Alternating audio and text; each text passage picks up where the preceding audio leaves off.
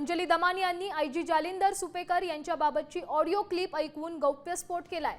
जालिंदर सुपेकरांच्या हातात महाराष्ट्रातील बहुतेक मोठे कारागृह आहेत। हगवणे कुटुंब जेलमध्ये गेलं तर यांना सुपेकरांच्या कृपेने व्हीआयपी ट्रीटमेंट मिळेल। या सगळ्यांना ताकद सुपेकरांमुळेच मिळाली आहे असा आरोप दमानी यांनी केलाय।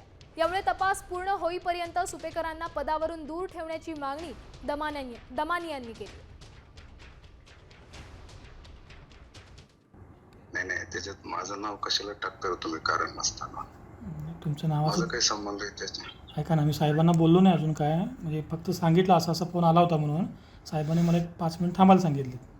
अरे पण कसं आहे, सुपेकरांच्या हातात काहीच नाही ना, विनाकारण आमचं नाव कशाला काय करते तिथे? हां बरोबर आहे साहेब, हे सगळं मला कळतं, पण साहेबांना मी काय सांगणार असा विषय आहे ना। अरे पण ते निवेदन तेच बनवताना त्याच वेळेस तुम्ही सांगायला पाहिजे ना यांचं नाव नाही का? मी बोलतो साहेबांना, तुम्हाला फोन जोडून देतो फार तर। नाही निवेदन म्हणजे लेखी आहे का तोंडी आहे? सगळं लेखी तोंडी सगळंच आहे। हा मग त्यात माझं नाव कट कसं करणार तुम्ही आता निवेदनामध्ये? निवेदनमध्ये मी सांगतो साहेबांना, तुम्ही बोला साहेबांना माझं नाव काढा म्हणून, कट मारतील। तुम्ही ते निवेदन कट दुसरं तयार करा ना, माझं नाव घेऊ नका। हा साहेबांचा त्याचा विषय आहे ना ते।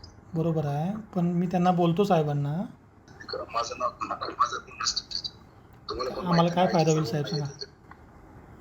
फायदा करणार की? तुम्हाला बोललो ना काल मी, फायदा करून देणार ना 100%।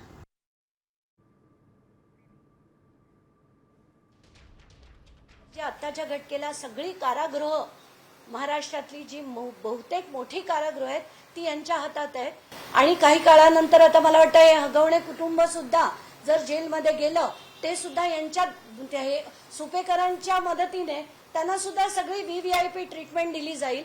तर माझं असं निवेदन आहे की आत्ताच्या घटकेला जोपर्यंत ही इन्क्वायरी पेंडिंग आहे तोपर्यंत यांना या सगळ्या कर्तव्यातनं बाहेर करण्यात यावं अशी विनंती मी सीएमना केली आहे आणि सीएम's ऑफिसकडे पण केलेली आहे।